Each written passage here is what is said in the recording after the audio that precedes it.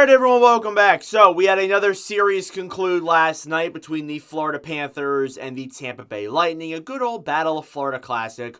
We've seen it a couple times over the years. However, for the first time in the last 4 years, it's gone in favor of the Florida Panthers. The Panthers beat the Tampa Bay Lightning in 5 games, and it seemed like it was pretty easy. So, we'll get into it here through and through. So, let's start off with the overall records for the teams in the regular season, just so we know where exactly the teams finished. Florida was the better team this year. They went 52-24-6 for 110 points. They were 5th in the NHL. So, they had a really good year. When some people thought they actually weren't going to do that good, they ended up winning the division. They ended up being second in the conference behind the Rangers. So, they ended up playing the wild card one, which was the Lightning with a 45-29-8 record for 98 points. They were 13th in the NHL.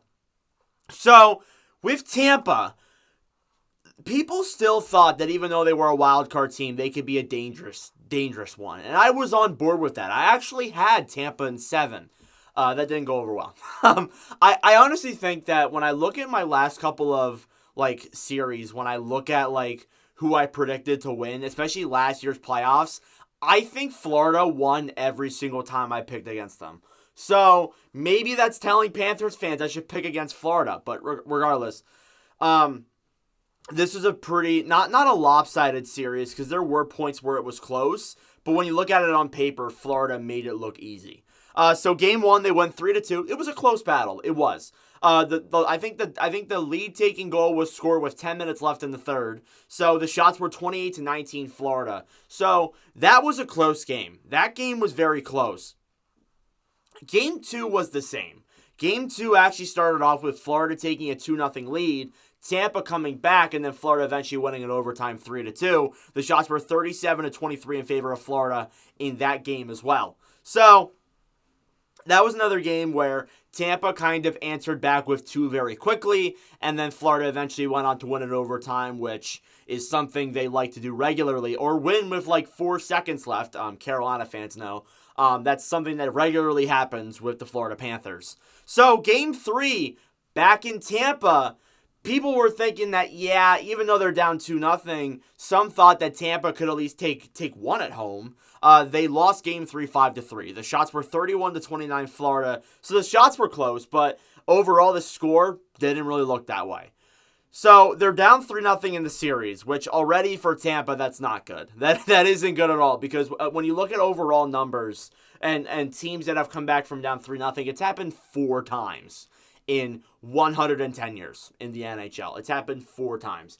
And the span between a lot of them was 30 years. So it's happened. It does not happen very often, with the exception of 2010 and 2014. Those were 2 rarities. So it has not happened in a very long time. So for Islanders fans that are playing Carolina tonight, good luck.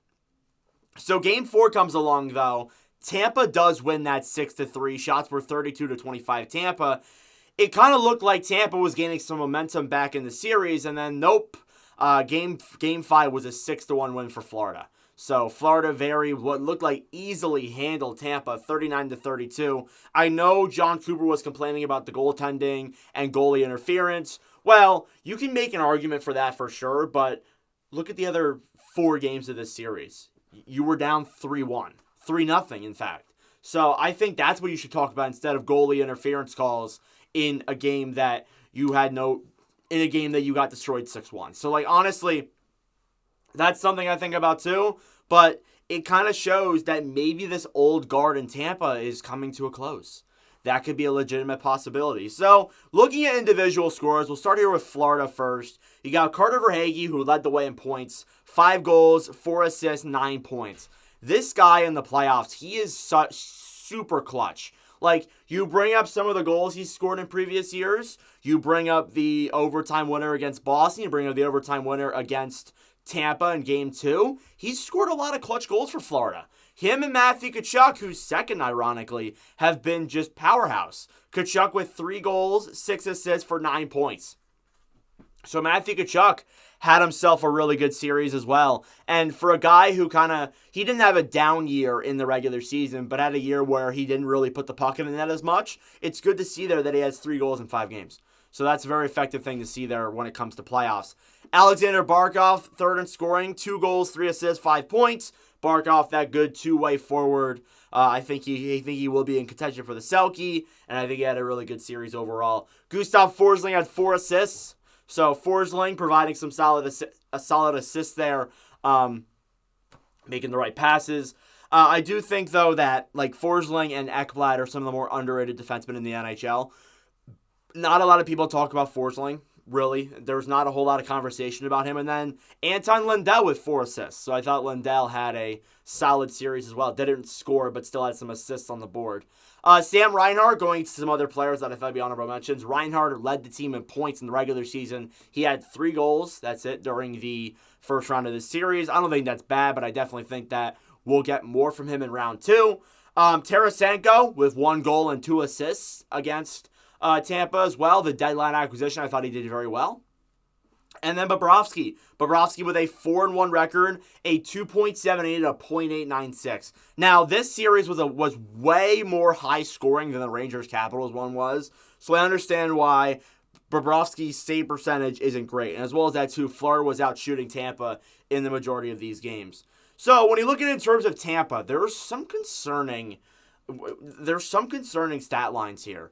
Victor Hedman led the team in points through that first round series. 1 goal, 6 assists, 7 points. Now, I'm not clowning on Hedman whatsoever. He had a spectacular first round, and I think he had a really good regular season too that a lot of people are overlooking. He could be a Norris finalist. There's a legitimate chance that he could be. I don't know when that gets announced. There's been the winners have been announced or the finalists have been announced over the last couple of days, but the Norris has not been, so maybe we'll see. Kucherov, 7 assists. He didn't have a goal the whole series. So that's concerning. Yes, he had 7 assists. That's fine and all, but that's concerning. When you're trying to beat a team like Florida, you're going to need points from Kucherov. When you're trying to beat any team, you're going to need points from Kucherov. That's the biggest thing, and he didn't score at all. So that's a really big disappointment. Someone who did score, though, was Steven Stamkos. 5 goals, 1 assist, 6 points. I thought Stamkos had a really good overall playoffs. I think that definitely when you're looking in terms of the offseason, he's going to be asking for a lot of money, even though he's up there in age. And I think that if Tampa doesn't give it to him, I think he will go somewhere else because there was those rumors in the regular season too. There's also Brandon Hagel, 3 goals, 2 assists, 5 points. Hagel had a solid series, and then you also have Braden Point, 2 goals, 3 assists, 5 points. Not bad, but I think you still need some more out of these players. Guys that I thought were concerning, Anthony Duclair, 2 assists. Duclair was bought in as a trade deadline acquisition. There's a chance that he does stay with Tampa, but overall, I'm not really betting on that too well. And then you got Tanner Jeannot, 1 assist. Now, one thing that has been brought up a lot is that trade that happened, I think it was 2 years ago, between Nashville and Tampa, where Jeannot had that solid rookie year. He put up some points. He fought a lot. Tampa traded for him, gave up a ton. It might have been last year, actually. It might not have been 2 years ago. But yes, it was last year because the Hagel one was 2 years ago. They give up a bunch for Jeannot, a decent amount of draft capital, and Jeannot has been not that great this year for the Lightning. I've mentioned that in videos about Tampa, but Jeannot has not been good. So I think that's a concern that definitely Tampa needs to look at in the offseason. And then Vasilevsky, too, I don't think he had a down series, but I feel like he had a disappointing series. 1-4, a 3.22 and a .897. Those aren't usual Vasilevsky numbers you see. So, with that being said, there's the questions around Tampa. Well, is the old guard, is this team not a cup contender anymore? Is the old guard coming to a close with the Lightning? There's a good chance. There legitimately is. I think if Stamkos leaves, we're going to see major regression from this team next year. It kind of reminds me of the Pavelski situation a few years ago with San Jose. I know I was not making videos then when that occurred, but Pavelski was doing well with San Jose, leaves to Dallas, and then San Jose falls off a cliff. There's a good chance that if Stamkos departs, Tampa could very well be out of the playoffs next year. There's a really good chance. And in addition to, when you're looking at teams like Detroit and Ottawa and Buffalo, teams that should be improving next year, you kind of wonder when the old guard's going to change and Tampa's eventually going to fall out. There's a really good chance that happens next year. There's a very good chance if Stamkos leaves. Now, in terms of other stats before I get into Florida and what I think is going to happen there, goals scored, Florida scored 23, Tampa scored 11, so that's a good goal differential there. Power plays were both teams weren't that great. Florida went 3 for 13. Tampa went 4 for 20. So overall, both teams weren't great on the power play, especially Tampa. They scored 1 every 5 power plays, which is concerning when you're looking at a power play that's as good as theirs. Especially, too, like, Tampa's power play was the best in the league this year. Limit them to only 4 in 20 is actually pretty impressive for Florida. So that being said, Florida will play Tampa. We'll play Toronto or Boston in the second round. There's a good chance we will know if they do tonight. There's a very good chance. If not, we might wait a few more days, but there's a good chance that they'll play Boston. But who knows? Maybe Toronto comes back. So I love Florida. I love Florida's team this year. I really like this Panthers roster. I think they have a legitimate chance at going to a cup final again and maybe even winning it. There is a legitimate chance that we see Vegas and Florida in the finals again. There is a legitimate chance. I think Vegas is equally as dangerous as Florida, and I think this coming series could be even better than what last year was. Because last year was a pretty dominant fashion in favor of the Vegas Golden Knights. If these two teams face off in the finals again, there's a really good chance. But obviously, you can't rule out the Rangers, you can't rule out the Hurricanes, you can't rule out the Bruins or the Leafs either. So there's obviously a lot of teams that are in the mix there, and then there's obviously teams in the West there too. But I really do think Florida has a good chance of winning a cup this year. So regardless, let me know your thoughts in the comment section down below on this Panthers Lightning series. Thank you all very much for watching. If you enjoyed, make sure to like, subscribe down below. I greatly appreciate it. There's a very good chance that I'll be doing maybe 1 or 2, maybe even 3 of these tomorrow. Or 4 of these tomorrow. So there's a really good chance that I'll be doing a lot of these tomorrow. But regardless, let me know your thoughts down below. Thank you all for watching, and I'll see you guys in the next video. Adios.